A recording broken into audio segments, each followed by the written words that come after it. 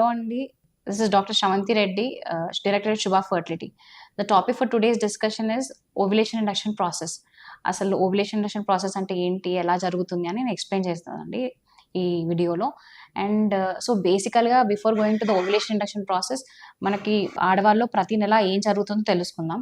So menstruation అంటే day 1, day 2 రోజు మనకి ఎవ్రీ ఉమెన్లో ఒక 2 అండాశయాల నుంచి కొన్ని ఫాలికల్స్ రిక్రూట్ అవుతాయండి. అంటే యావరేజ్గా 2 ఓవరీస్లో 7 to 8 ఆర్ 9 to 10 అనే ఫాలికల్స్ రిక్రూట్ అవుతాయి డే 2 నుంచి. రిక్రూట్ అయ్యాక ఒక్క ఫాలికల్ డామినెంట్ అవుతుంది దాంట్లోంచి.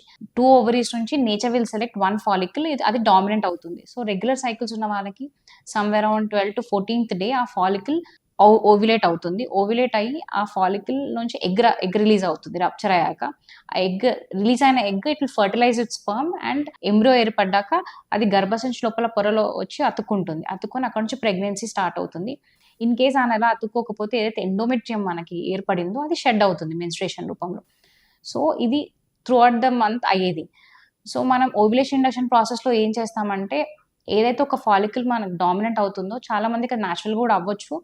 కొంతమందికి ఇన్ఫర్టిలిటీ ఉన్న వాళ్ళకి ఓవ్యులేషన్ అవుతున్నా కూడా ప్రెగ్నెన్సీ రాదు. కొంతమందికి అసలు ఓవ్యులేషన్ అవ్వదు, యానోవ్యులేటరీ ఇన్ఫర్టిలిటీ అంటారు.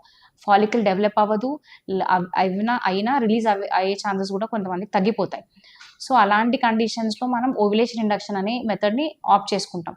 So first natural basic treatment is ovulation induction time intercourse అండి. దాంట్లో ఏంటంటే మనం ఓవ్యులేషన్ ఇండక్షన్కి కొన్ని టాబ్లెట్ రూపంలో లేకపోతే ఇంజెక్షన్ రూపంలో మనం ఈ ఫాలికల్ డెవలప్మెంట్కి హెల్ప్ అయ్యేలా చేస్తాం. సో టాబ్లెట్ రూపంలో కొన్ని డ్రగ్స్ ఉన్నాయండి. లెట్రోజోల్ అని, టామోక్సిఫెన్ అని, క్లామిఫెన్ సిట్రేట్ అని, అండ్ నెక్స్ట్ గొనాడోట్రోపిన్ ఇంజెక్షన్స్ ఉన్నాయి, హార్మోన్ ఇంజెక్షన్స్.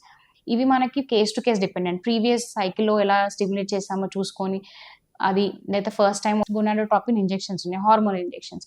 ఇవి మనకి case to case dependent. Previous సైకిల్లో ఎలా స్టిమ్యులేట్ చేసామో చూసుకొని, అది లేదా ఫస్ట్ టైం వస్తే మనం ఒక లో డోస్తో స్టార్ట్ చేసి 2 to 3 ఫాలికల్స్ తనకి డెవలప్ అయ్యేలా చూద్దాం.